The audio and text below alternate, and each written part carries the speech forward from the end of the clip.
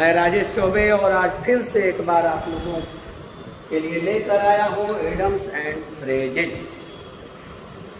जैसा कि आप जानते हैं कि चाहे आपके क्लास के एग्जाम्स हों या कॉम्पिटिटिव एग्जाम्स हों, फ्रेजेज से इडियम्स से क्वेश्चंस अवश्य रह रहे हैं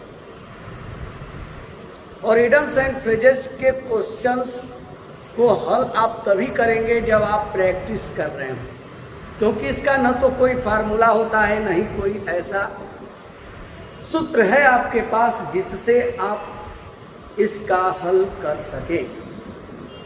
तो इसके लिए बेहतर तरीका होता है प्रैक्टिस और प्रयोग करना। सीखें और उसको अपने निजी जिंदगी में अगर प्रयोग करें तो अवश्य आपका फ्रेजेज एंड इडियम्स जो है की समस्या हल हो जाएगी। तो देखते हैं, आज ये तीसरा वीडियो है फ्रेजेज एंड इडियम्स का, जो आपके लिए बहुत उपयोगी है, चाहे वो आपके क्लास के एग्जाम्स हो या आप कॉम्पिटिटिव एग्जाम्स की तैयारी कर रहे हों, दोनों के लिए। हम देखते हैं, पहला है अ बी इन द बोनेट। तो सबसे पहले ये जाने कि अ बी इन द बोनेट का अर्थ क्या होता है। जनरली हम लोग कहते हैं have a be in the bonnet, यानी का भूत सवार हो जाना।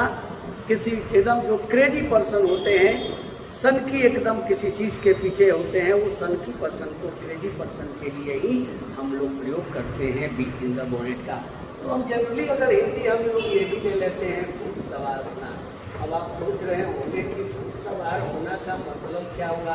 क्या भूत को मरने के बाद हम लोगों के पास जो कहानियाँ हैं कि भूत पकड़ लेता है, डराता है, क्या वो भूत? जी नहीं, वो भूत उस भूत की बात नहीं हो रही है। एकदम भूत सवार हो गया है किसी चीज़ का, कहते हैं ना, उसको ऊपर तो एकदम भूत सवार हो गया है, मतलब एकदम वो क्रेजी है, क्रेजी पर्सन है। तो आप देख रहे हैं कि फर्स्ट ऑप्शन ही आपके पास है, या आपके पास 4 ऑप्शन दिया हुआ है, इसमें से बी इन द बोनेट का सही उत्तर हुआ क्या? और क्रेजी पर्सन हुआ, एकदम सन की व्यक्ति, भूत सवार वो व्यक्ति, वो क्रेजी पर्सन हुआ। न तो फ्रेंड पर्सन होगा, न पुलिस पर्सन होगा, न प्राउड पर्सन होगा, क्या होगा? क्रेजी पर्सन होगा। अब हम लेते हैं सेकेंड नंबर, और ये सेकेंड जो आप देख रहे हैं दिया हुआ है आपको क्या? तो by fits and starts. By fits and starts का अर्थ जो होता है वो बीच बीच में रुककर, बीच बीच में रुककर कहने का मतलब जो अनियमित तरीका से जो लगातार नहीं होता है, उसी को हम लोग बोलते हैं बाई फिट्स एंड स्टार्ट्स। तो बाई फिट्स एंड स्टार्ट्स का अर्थ होता है बीच बीच में रुककर, बीच रुककर, या हम कहें तो अनियमित तरीका से, बीच बीच में रुककर कहें या अनियमित तरीका जो नियमित ना हो। तो हम देख रहे हैं कि ये वेरी सीरियसली है, बी एक्साइटेडली है, सी है कंसिस्टेंटली है, होगा नहीं। तो इरेगुलरली का अर्थ होता है क्या? तो जानते हैं रेगुलरली और इरेगुलरली। इरेगुलरली यानी अनियमित रूप से, यानी बीच बीच में रुककर जो लगातार ना हो, रेगुलर ना हो, नियमित रूप से ना हो, बल्कि अनियमित रूप से हो, जो बीच बीच में रुक करके हो, उसके लिए प्रयोग होता है बाई फिट्स एंड स्टार्ट्स। तो इसका सही आंसर होगा क्या? इरेगुलरली। अब हम देखते हैं 3 नंबर क्वेश्चन। 3 नंबर क्वेश्चन जो है कि आप इससे परिचित भी होंगे, ए ब्लैक शिप। ए ब्लैक शिप कहते हैं ही जे ब्लैक शिप। ब्लैक शिप का प्रयोग तब किया जाता है जिसके चलते उसके परिवार का बदनामी होता हो, जो बदनाम होता है वही ब्लैक शिप होता है।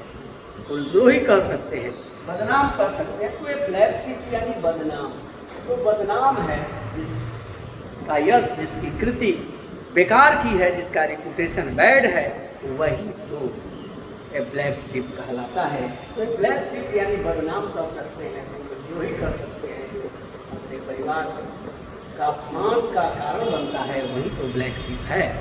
देखिए इसमें एक तो ये है वन हुई डालने होगा नहीं, वन हुई अनहोली होगा नहीं, वन हुई disobedient, one with bad reputation, यही सही होगा, क्योंकि वन कोई कौन तो जो बैड रिपुटेशन वाला है, जिस खराब रिपुटेशन वाला जो व्यक्ति है, जो बदनाम है, तो ही है जिससे परिवार का अपमान हुआ है, जिससे वो व्यक्ति वन विद बैड रिपुटेशन, ये हुआ ब्लैक।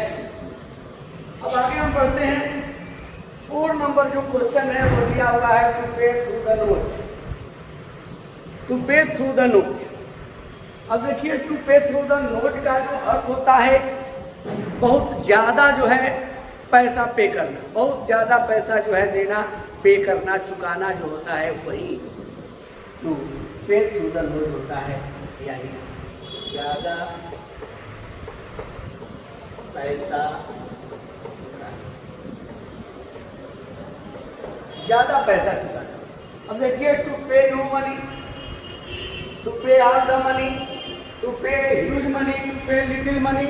तो यहाँ पर हम देख रहे हैं कि टू पे नो मनी का अर्थ हो गया कि कोई पैसा ना चुकाना, टू पे ऑल द मनी का अर्थ हो गया सारा पैसा दे देना, चुका देना, टू पे ह्यूज मनी यानी विशाल बड़ा राशि जो है, बड़ी राशि यानी बहुत ज्यादा पैसा देना, और डी हो गया टू पे लिटिल मनी। को आपको अवश्य समझ गए होंगे टू पे लिटिल मनी का भी अर्थ होता है 9 के बराबर पैसा देना।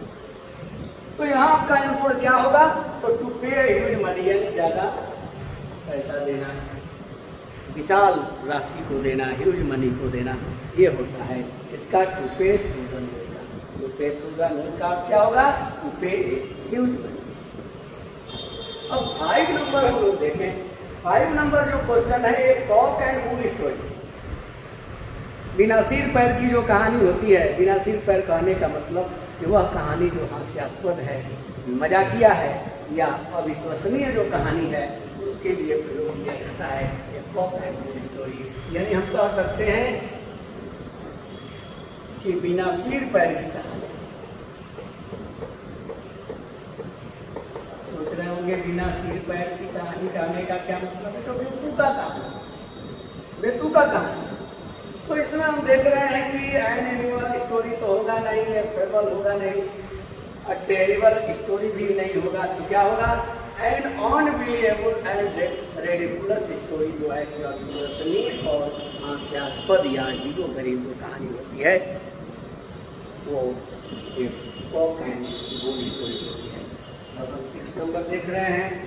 6 नंबर जो है वो दिया हुआ है the gift of the gap, the gift of the gap. The gift of the gap बोलने की जो प्रतिभा होती है, बोलने की जो शक्ति होती है उसके लिए ये प्रयोग किया जाता है। The gift of the gap का अर्थ होता है बोलने की शक्ति या प्रतिभा, बोलने की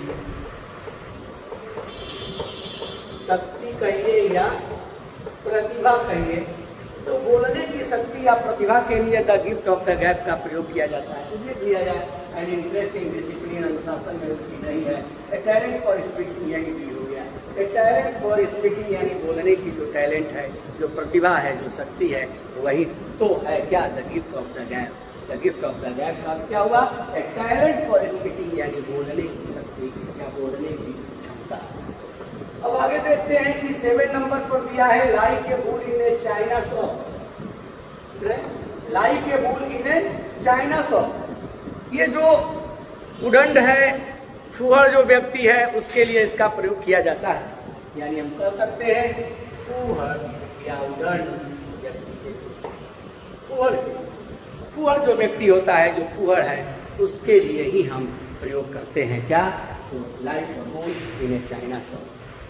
ऐसे भी फूल में सांड होता है, सांड की तरह, तो वैसे ही पुरुष है, वैसे ही वो उदंड है, तो ये फूहड़ है। तो यहाँ पर क्लमसी है, क्लमसी पर्सन यहाँ पर दिया हुआ है। डी हमारा आंसर होगा। देखिए टैक्टफुल पर्सन होगा नहीं, ए नो नॉनसेंस पर्सन, ये फेलिसिटस पर्सन भी नहीं होगा। क्या होगा, या फेलिसिटस पर्सन भी नहीं, एक क्लमजी पर्सन। तो क्लमजी जो है वर्ड है, क्लमजी किसके लिए प्रयोग होता है, तो फूहड़ के लिए, जो ग्रुप है फूहड़ है उसके लिए क्लमजी का प्रयोग किया जाता है। तो एक क्लमजी पर्सन जो सांड की तरह है, एक क्लमजी पर्सन के लिए हम प्रयोग करेंगे क्या, like a bull in China shop. Like a bull in China shop means A clumsy person. अब आप देखिए 8 नंबर है स्पीक एंड स्पैन। ध्यान देंगे स्पीक एंड स्पैन का अर्थ होता है एकदम स्वच्छ, साफ सुथरा, एकदम चमचमाता हुआ। तो ये स्पीक एंड स्पैन का अर्थ होता है स्वच्छ होता है, साफ सुथरा होता है, एकदम चमचमाता हुआ होता है। तब जो चमचमा रहा हो, स्वच्छ हो, साफ हो, उसके लिए हम प्रयोग करते हैं स्पीक एंड स्पैन। आप देखते हैं सेफ तो होगा नहीं, सुरक्षित होता है, टाइडी का अर्थ जो होता है, जो टाइडी है, इसका अर्थ होता है स्वच्छ या साफ होता है। डॉक्टर तो खुला है, मुख तो बंद है, तो यहाँ पर हम टाइडी लेंगे। टाइडी का अर्थ होता है स्वच्छ या चमचमाता हुआ है, साफ सुथरा। अगला हम 9 नंबर लेते हैं, किक द बकेट। अब किक द बकेट का प्रयोग मरना के लिए किया जाता है। किक द बकेट यानी मरना। तो आपको तो मिल गया होगा, क्योंकि टू किल माने तो मारना होता है, मरना तो खुदाई का अर्थ होता है, तो किल माने जान लेना, मारना होता है। न तो टू एब्सॉल्व भी नहीं होगा, टू कंक्लूड नहीं होगा, तो क्या होगा हमारा? तो खुदाई होगा। इसका अर्थ तो kick the bucket, kick the bucket यानी खुदाई। और अब हम लेते हैं 10 नंबर, राइट रेस। अब राइट रेस में है तो मिजरी होगा नहीं, कष्ट होगा नहीं, अनप्लीजेंट साइट है, आनंददायक अप्रिय दृश्य होगा नहीं, और करप्शन माने भ्रष्टाचार होगा नहीं। इसका मतलब कि ये होगा क्या? तो फियर्स कंपटीशन, भयानक प्रतिस्पर्धा, या कहें तेज प्रतिस्पर्धा। तेज जब प्रतिस्पर्धा होती है, तो तेज प्रतिस्पर्धा के लिए ही हम राइट रेस का प्रयोग करते हैं। से राइट का मतलब चूहा रेस माने दौड़ होता है, लेकिन राइट रेस का मतलब होता है तेज प्रतिस्पर्धा या फियर्स कंपटीशन, भयानक प्रतिस्पर्धा। तो तेज प्रतिस्पर्धा हो, भयानक प्रतिस्पर्धा है, उसी को राइट रेस कहा जाता है। तो जरूर आप कमेंट बॉक्स में आप हमें सुझाव देंगे कि आपके लिए हम और क्या कर सकते हैं। थैंक यू, धन्यवाद।